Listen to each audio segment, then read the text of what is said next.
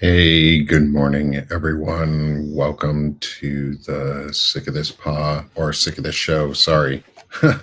Let's start that again. Good morning, everyone. Welcome to the Sick of This Show. It's Nick Paro. I'm your host and poet. Today is Poetry Recap of the Week or Poetry of the Week. And give me a moment while I start ensuring that everything's up and running on Substack as well. Good morning, everyone, on my Substack Live. I've got you in the chat now.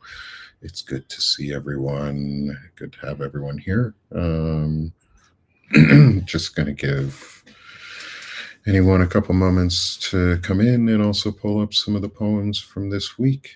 And it's been a bit of a busy week. I didn't do as much writing this week as I had done before, mostly due to my son breaking his arm. And so I started doing something a little bit creative for the first part of the week, as I wanted to begin collecting all my poems into a book. Good morning, Caro. Good morning. I want to make sure I say it. Cern. I hope I don't get your name too wrong. Sunny. And so, good morning, everyone. Thank you. My son broke his arm last week. So I've also opened up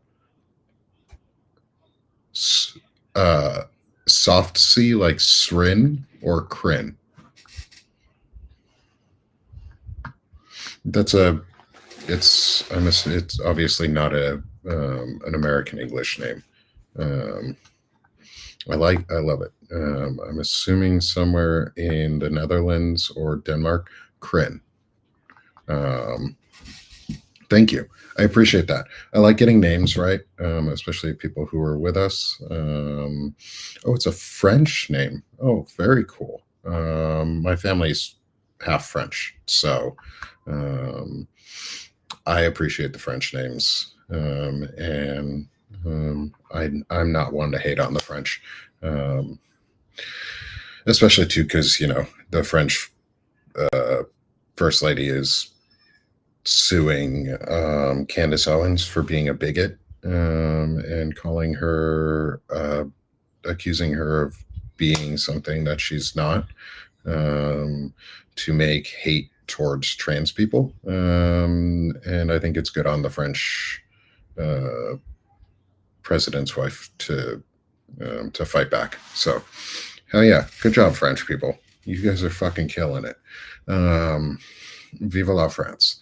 Well, in the U.S. at this point, vive la revolution, but peacefully and patriotically. If we're gonna have a revolution, let's do it peacefully and patriotically. So for those of you who are joining, good morning. Been doing a little monologuing here at the very beginning. Sorry about starting just a little late as well.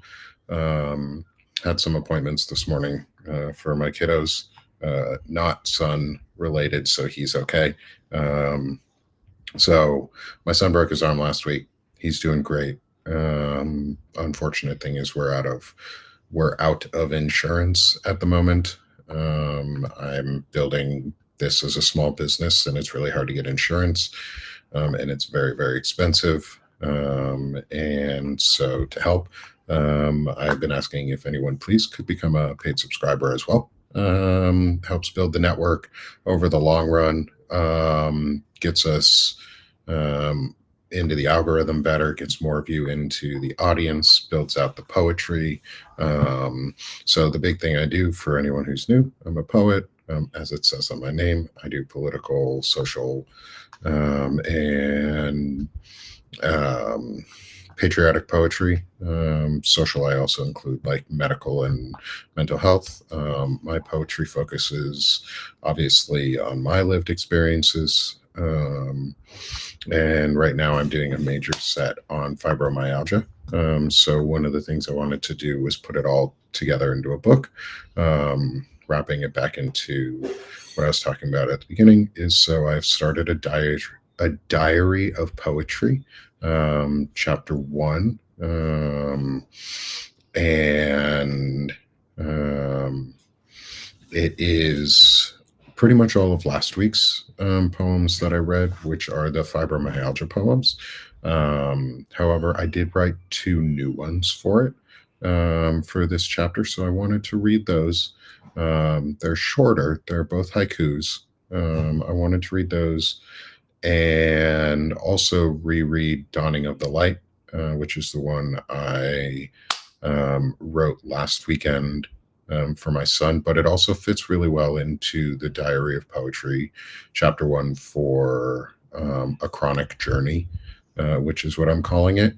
So it covers my fibromyalgia chronic journey. I suffer from fibro. I have chronic migraines, chronic neuropathy.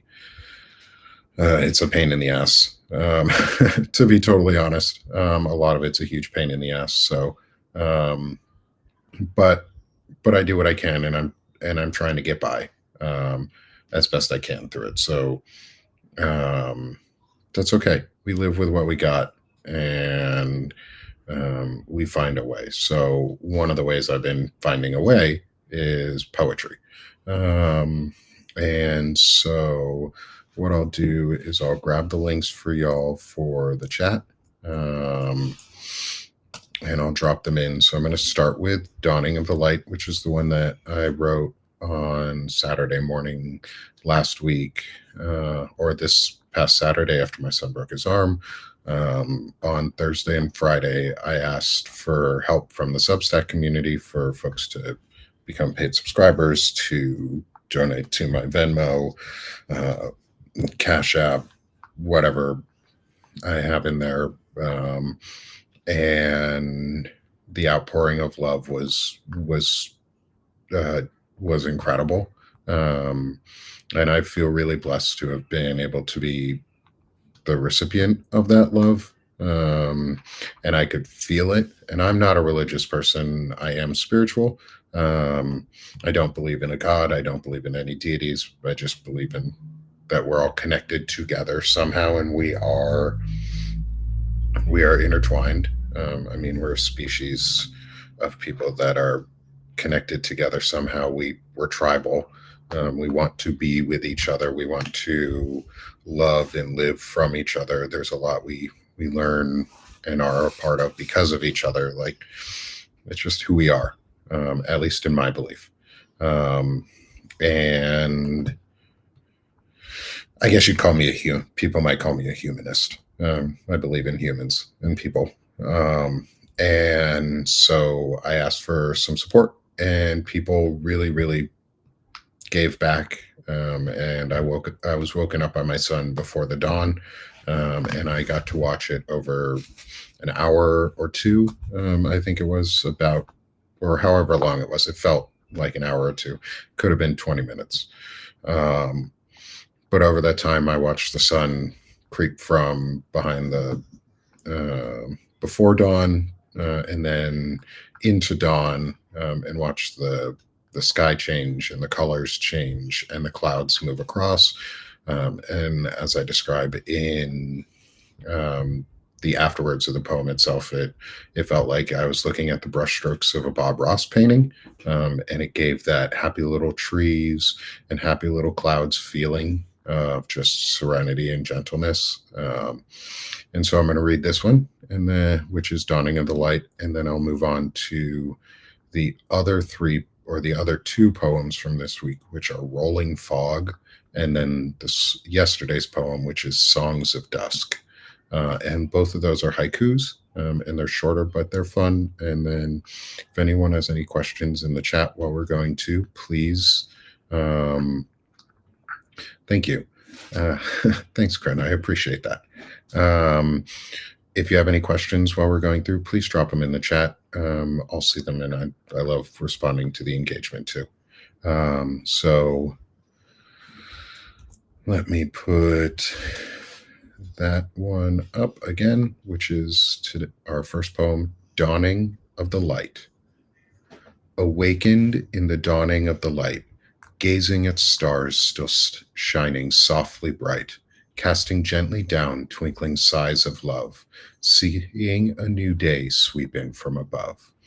Painted soft clouds streaking across the sky, brushing pinks and grays, a new day is nigh, shading orange, purple, strokes of indigo too, softly violet trails off into a day so new, layered yellows and reds overlapping in waves, drops of gray trailing off into notes on the staves, conducting songs of life as the night retreats, pulsing chirps collide into cascading beats, showering down into glowing rays of gold, echoing grateful hope into a world so bold. That was Dawning of the Light. Um, and sorry for some of the, if there are any weird, awkward pauses in that. In beginning and ending the poems, I wrap them also a little bit so that I can cut them after into smaller clips. So apologies if it sounds or looks a little awkward when I do it for to start and enter. But that was Dawning of the Light. That was the poem that I wrote after receiving an outpouring of love and support from the community. I'm still continuing to ask for support, not only just for my son and for us to be able to pay down medical bills and hospital bills, but also because it really does help the publication and it helps us grow long term. I'd love to do this full time. Um, and this is, I'm building a small business out of this. I'm also working with Lawrence Winterman and Frederick Pogue. We co-founded Banner and Backbone, which is our more civic based platform. And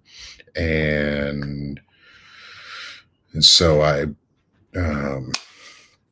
appreciate if y'all came and subscribed and become paid subscribers and help me build this up for a full-time thing. But any subscribe helps, and the shares and the likes and the restacks all help. All the engagement is incredible, especially in the live chats. I love what you guys are doing. I love that you all come in and you talk and you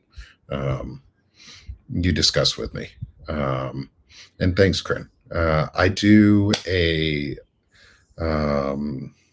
this one is, so I'll explain this one a little bit in terms of poetic shape. It's a sonnet, mostly based off of a Shakespearean style sonnet, and a traditional Shakespearean sonnet would be 14 lines. It's three sets of stanzas of 4 with a stanza of 2 at the end, traditionally in iambic pentameter, which is the badum, badum, badum rhythm.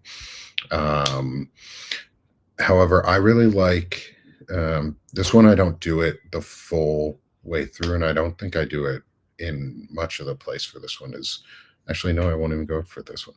So this one I actually did slightly different than a standard like Shakespearean sonnet would be, where it would be, if you were to look at the structure of the poem, it would be an A B A B, and then B C B C, then D E D E, then F F.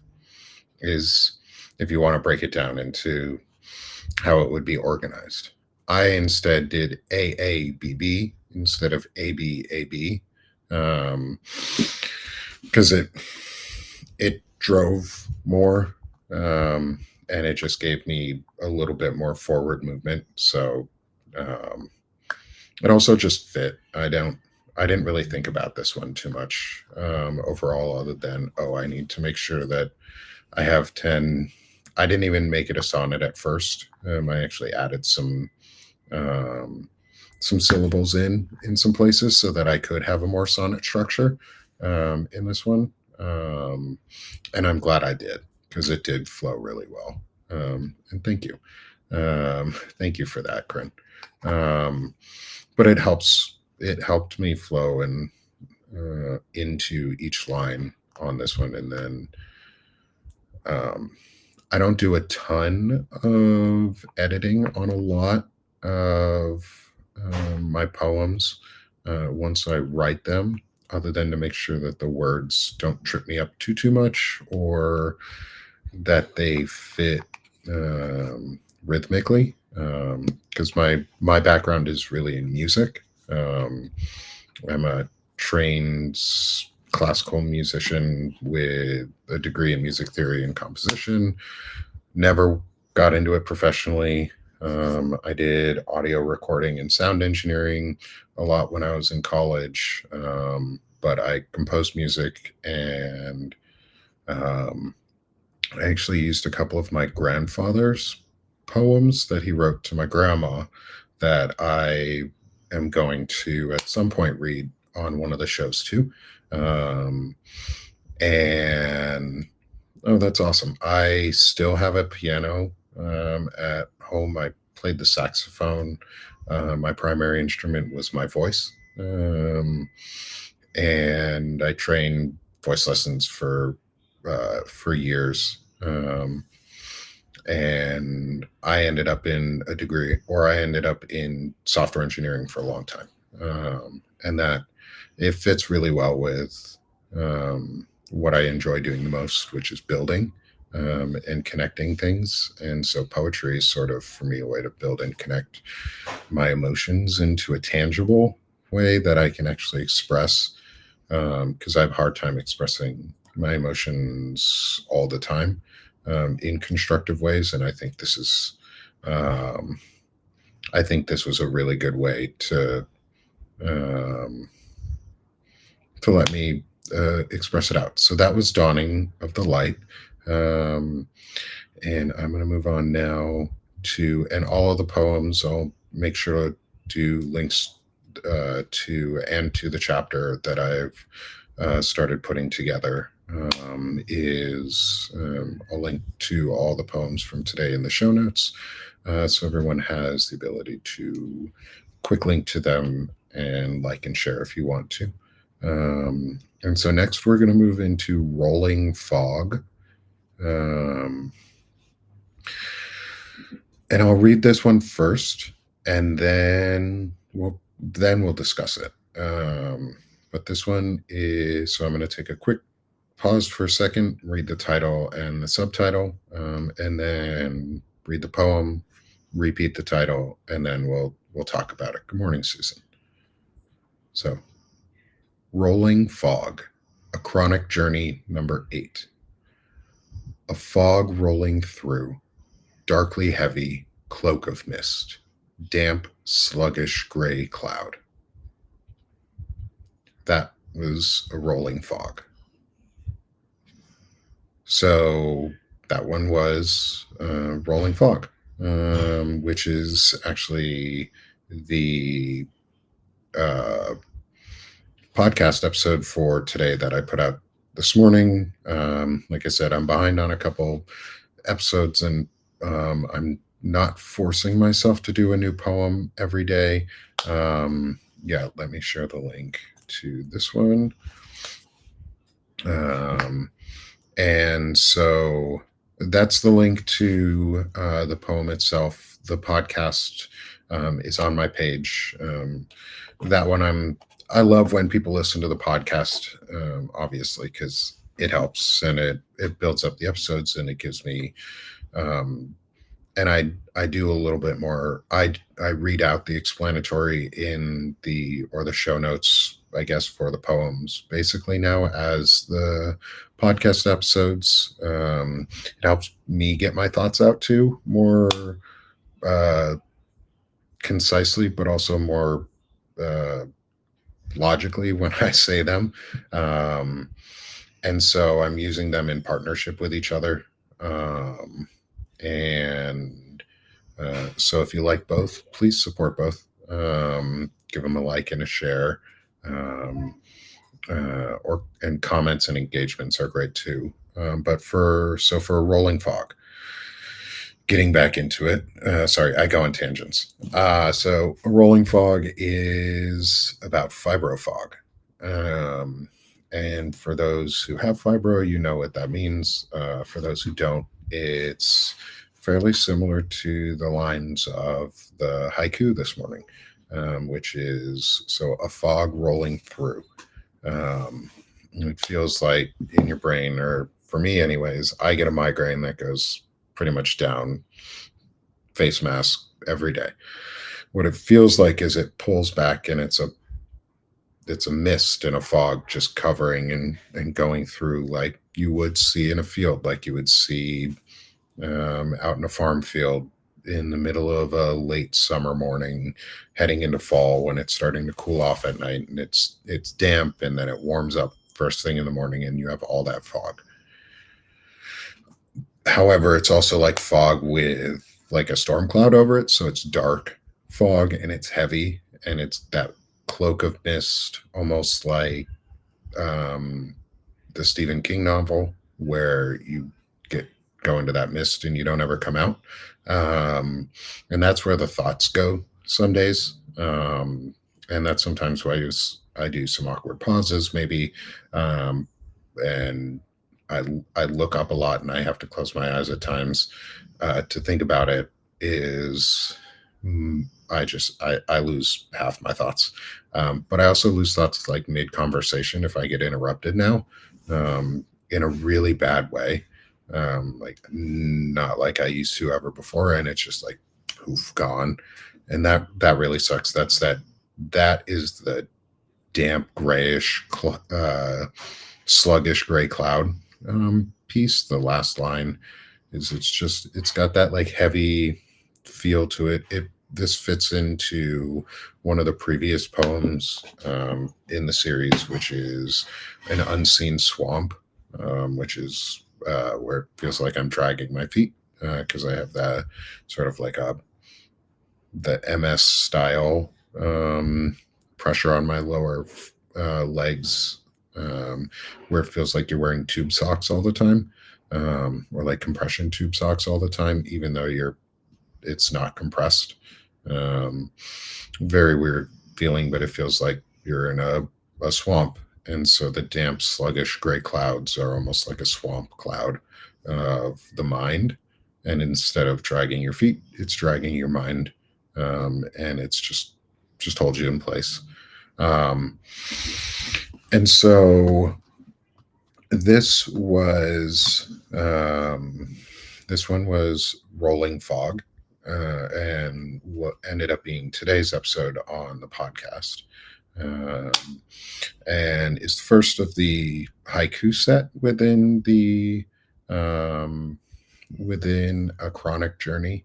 Um, which is then followed by the second of our haikus, which is Songs of Dusk, which I will drop the link in also. And I'm seeing the restacks and shares during this. I really appreciate those. Uh, I I really appreciate the support, especially while we're doing this live. I love being able to build up who's here, getting to see everybody come in and join us and listen to some poetry. We have 59 people right now.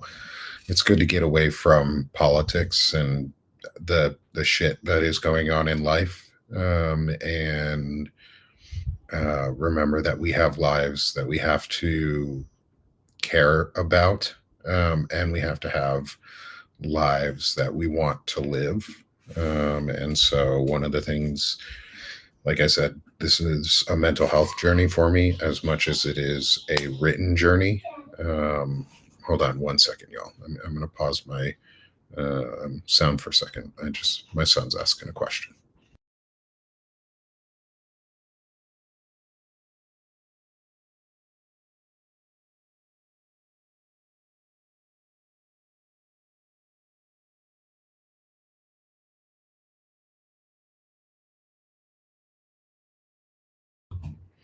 Hey, y'all, I'm back. Nothing serious. Um, and thank you. I appreciate it, Corinne, about the readings. Kimmy, I saw you jump in there too. Welcome. Good morning. Um, and so uh, this final one that we're going to read today of the week is Songs of Dusk. And like I was saying, this one fits into our chronic journey. It's our second haiku within the series, and is one of the good nights. It's one of the good ones, as I say, where the pain isn't gone, but the pain is muted, or it's in a way that you're not paying attention to it. Um, and so I hope you all enjoy this one. I'm going to do my pause and then we'll get back into it. Songs of Dusk, a chronic journey number. Ooh, did I screw that up? Hold on. We're going to start that over. I want to make sure I didn't get those numbers wrong. Oh no. I even screwed up the numbering. Man, this is what happens. This is what happens on things. This is supposed to be number 9, and I decided it was going to be number 8, and it's number. Okay, I'm going to update that just so that I have it. Before I forget, while I have you here, thank you for coming. This is an intervention. We're intervening in your day today to provide you with some wonderful poetry and a break from the normal. Happy trees and happy songs. Okay, back into it. Songs of Dusk, a chronic journey number 9. Crescendoing chirps, staccato clicks, thumping cloak. Ooh. Let's read the words right. All right. Songs of Dusk, a chronic journey number 9. Crescendoing chirps, staccato clicks, thumping croaks, pluck on wings of grass. That was Songs of Dusk. Let me make sure I put that one in there. So this one was that is so far the latest in a chronic journey. So is the 9th one, the second of our haiku, and it was one that I wrote while I was just sitting on my back patio. And I was watching the sun go down and just listening to the sounds. I have a vegetable garden in my backyard. And it's overgrown right now. So it's past season for what we had in there for veggies. And we live in the idea that vegetable gardens or gardens in general are meant to be wild. Kind of. I love like beautiful grass gardens and wild grass gardens and stuff like that. But we let our vegetable garden die on its own. Like when we pull off rotten fruit or vegetables and stuff, but we let the actual stalks of the plants die. So it gets overgrown, and so it's filled with crickets and cicadas and grasshoppers, and right next to us we have a retention pond, and so we get bullfrogs and toads, and so it's like this little chorus of tiny musicians coming out every night, who either bite me with their and suck my blood, and then go sing away, or just have fun and sing their night. And it's enjoyable. And I love just getting to hang out outside in my backyard and just listen to nature. That's one of the things I do at night. Pretty much every night is I just sit outside for a while. Yeah, give it back to nature, Caro. I totally agree. Like, and thank you, Chester. I appreciate that. Mary, I also saw you in there too. Like, it's just healing to sit out and listening to and sharing the land, and being a part of it rather than trying to take from it. It's so much more fun just to sit there, and I get to be a part of the land and a part of nature and see and like hear what's going on, and feel like I'm included rather than taking it over, um, or taking away from it, and that's really nice. It's a really nice feeling um, to not feel like you're taking away from something. Um, and it's also really nice because I can process the day. I like to write poetry either first thing in the morning or um, last thing in the day, last thing at night before I go to bed. It's almost journaling in a lot of ways for me right now, um, and so it's a lot of fun to be able to get my emotions out. My wife, I think, appreciates it because I'm not using her as an emotional like torrent. Like I'm not just throwing my emotions at her. I'm not spewing information at her anymore. I'm actually constructively putting things into words and saying them in ways that are meaningful rather than just a torrent of unhelpful shit. Um, so for those who don't do therapy, this is a great therapy tool. This is a great way to like relax and feel good. Um, and um, and give yourself a way to process. Actually, I'm going to do another poem because it's my show and I can do what I want. And you guys are here for the poetry, so not just to hear me talk, not just for my lovely voice, but also for the poems themselves. And this is one I have not done. I don't think I've done the podcast episode yet for it. However, if I haven't, I need to. And I'm gonna put this one into the chat. This one is called Bullets Now Shot. I think you can guess where the inspiration for this one came from. There was another needless set of deaths of children at a school and or church. They were in a church school, I think, in the middle of prayer. 2 children died or were murdered, and a ton of others were injured. And we have a gun problem and a gun fetishization in this country that is just, it's an epidemic that's killing children, and like that's the problem. Like we have a gun fetishization, and we have a right-wing culture that promotes it as part of their identity, and not like, I grew up with guns as they're for hunting, and they're a tool, and they're a tool for killing. Like that is their sole purpose. They're for hunting, and they're for defending your home. If somebody comes there and you point a gun at someone, you're going to kill them. Like that is the purpose of that tool. It is a weapon. That's why in the military you call them weapons. Like they are weapons. They're meant to kill people. That's all they're for.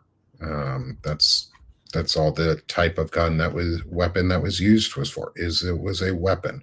It was a weapon of war that has been commercialized to become a weapon of our streets. And it's not a coincidence that it's been so heavily pushed towards the folks who are desperate, tend to be right-wing at the moment, but they're very desperate, and they're very easy to manipulate because they're desperate. I've been there. Like you're easy to manipulate or be manipulated. I never fell into the right-wing trap, but I know I can see why people do. Like I'm a veteran. I came back not the same I was from before war. I can see why people fall into it. I can see why people stay in it. And it's really sad. And why am I talking about this? Because the person who shot the weapon was identified as trans, and that was the end of the story for the right wing. Like that was it. They didn't care about any other piece of information other than that person was identified as trans, which also they were identified as possibly detransitioning. They never built a community around themselves in the first place. Their parent was the one who changed their name. There was a lot that is suspicious about their identity, and I'm saying this because I know trans people and I know the communities that they build around each other. I know that they like you're not alone, and this person did not act accordingly to any like customary process of coming out in any way. Like I identify as bi. Like it took me years and years and years and years and only until a couple weeks ago to say it out loud on a show. Like you build communities up around you and you build networks around you to support you. And this individual, all they cared about was that they had identified as trans. And I think that's trash that the right wing did that. I think it's trash that then they are calling them demons and they're calling trans using religious warfare and religious wording against them, and they're othering them. And I think it's fucking trash and garbage.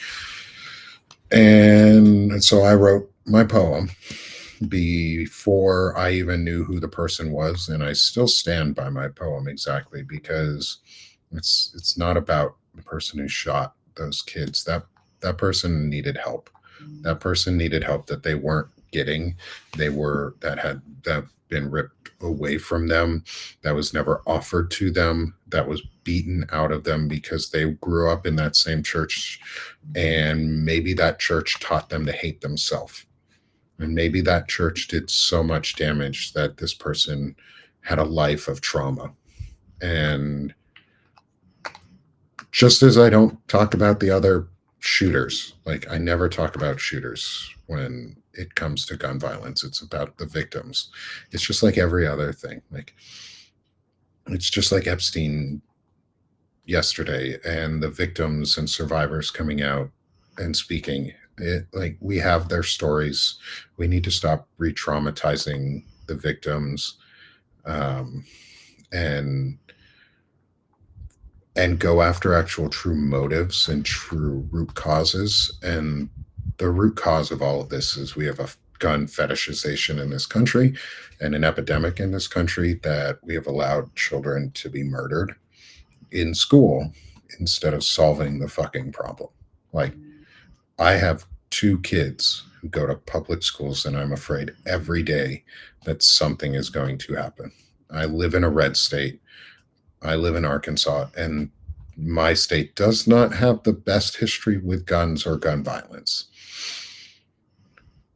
I'm afraid about my kids more and more each day because of nut jobs and people who are othering others and forcing people into places where that they have no choice. Or I'm afraid of all the connecting factor that everybody else in the media, except for some those of us on the progressive side of the world, are starting to talk about, is there's one factor that connects all of these shooters, and we need to talk about them other than the AR-15s that they use, is they're white. Like they look like me. They scare people because we're white. White people are scary to everyone else. Like white men, we're scary as fuck to everyone else, and we need to fix that. Like, and it doesn't take every other community doing it for us. It takes me, and it takes my friends. It takes Fred Pogue. It takes Lawrence Winterman. It takes Jacob Summers. It takes Walter Ryan, Shane Urick, all of us men who are doing this on the Banner and Backbone team. It takes the Find Out podcast team. It takes building a manosphere that doesn't fucking suck. Like, I want a manosphere that is Bob Ross and Mr. Rogers again. Like, that was what I grew up on, what manhood could look like. Like, tell me that Mr. Rogers wasn't manly. Like, fight me. Like, fucking fight me that Mr. Rogers wasn't a manly man. Like, he was manly as fuck. He went on TV and he broke traditions and norms, and he put his feet into a pool with a black man on TV and said, fucking take me off air. Do it. Didn't use those words, but that's what he did. He broke the rules to normalize, to help people, to extend his sphere of influence. And I'm hoping that's what this is me extending my sphere of influence in a way that doesn't suck. To be totally frank, is I want to be part of something that doesn't suck. I want to be a part of something that people want to listen to and enjoy. And there's 76 of you who are here, 75 minus myself. But everyone who's here right now, thank you. Like, thank you for helping me build kindness is manliness, or kindliness is manliness. Kindliness is a manly trait. Like, protecting others means you protect their feelings and their emotions too. Like, protecting isn't just this, like, oh, I'm a caveman bullshit. Like, I can be strong and protect my family too. Just ask. Like, did these MAGA chuds, I went to a combat zone. Like, I know what it's like to be in the army. Like, fucking fight me. Come at me, bro. I'll beat your ass. I'm more manly than you. You might physically outmatch me, but I'm more manly than you because I take care of my family. Because I'm married for 10 years happily, and my wife loves me and likes me. Not just loves me, but my wife likes me. My wife and I are best friends.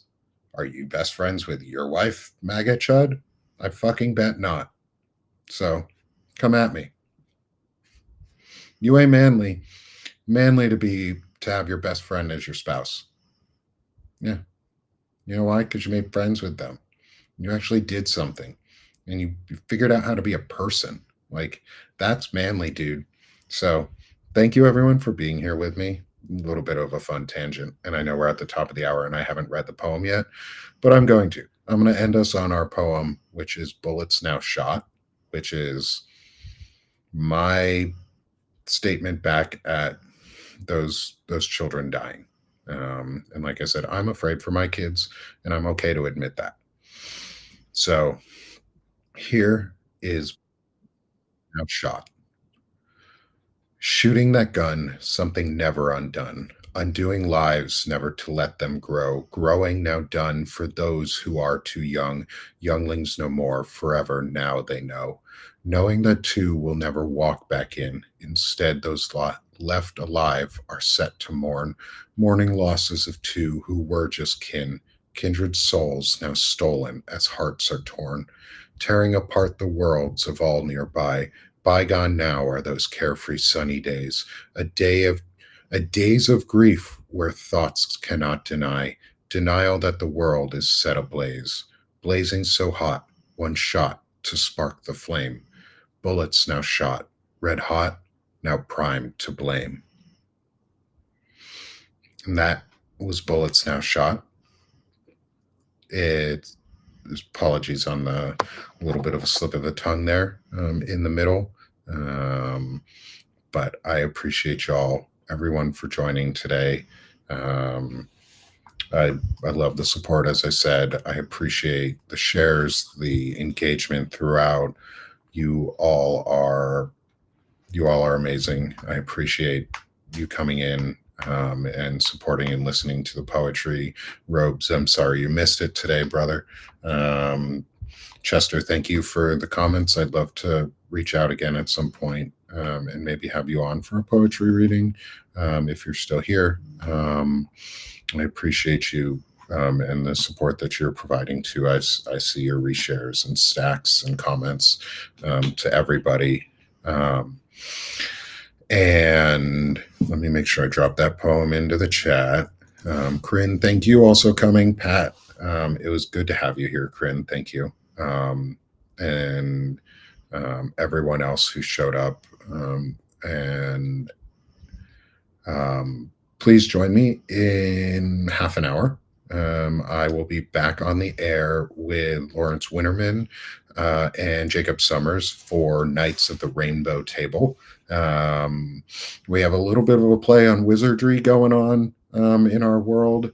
Friday afternoons for Banner and Backbone is the Wizards Council with Frederick Poe, Lawrence Winterman, and myself. And so my friend Jacob Summers from the Army, good buddy of mine, Lawrence Winterman, also now a good friend of mine, we decided we did a three dicks, six balls, and 1,000 ideas show, basically. And we had so much fun. We wanted to come back and do it again because we're never running out of ideas and ridiculous things to say. Um, and we couldn't decide on a name, so we came up with the Knights of the Rainbow Table. Um, so I hope you guys come back at 11:30 and join us then. Um, as well, please consider becoming a paid subscriber with me. Every paid subscription really helps, especially right now while we're going through medical bills, but it also really helps build the long-term survivability and growth of the network and publication. We just hit 100 paid subs on Sick of This Shit with Nick itself. So restacks are the retweets or the likes. It's the little circle after Robin. After the show is over, I'll in about half an hour. So after my next show, I'll put out the live recording with show notes, with links to all the poems, and then you can just share, restack, retweet, whatever, read the recycle button, basically, to let everybody know you love it, and share it with your friends, also, or even forward your emails that you get if you got an email chain. But yeah, your support is greatly appreciated. I can't do it without y'all. I'm so excited that we hit the 100 mark paid subscribers for Sick of This Shit with Nick itself. That's a huge milestone for the publication. We're just about at 3,000 overall subs. Help us get past that 3,000 number. To be honest, I didn't think I would get to 3,000 like ever. And we've done it in just over 2 months. Not even, I don't think. And it's amazing. And I cannot thank you all enough for the support so far. So yeah, I'll see y'all back in about 25 minutes when I'm on for Knights of the Rainbow Council with Lawrence Winterman and Jacob Summers. So have a great day, y'all, and I'll see you again soon. Thanks.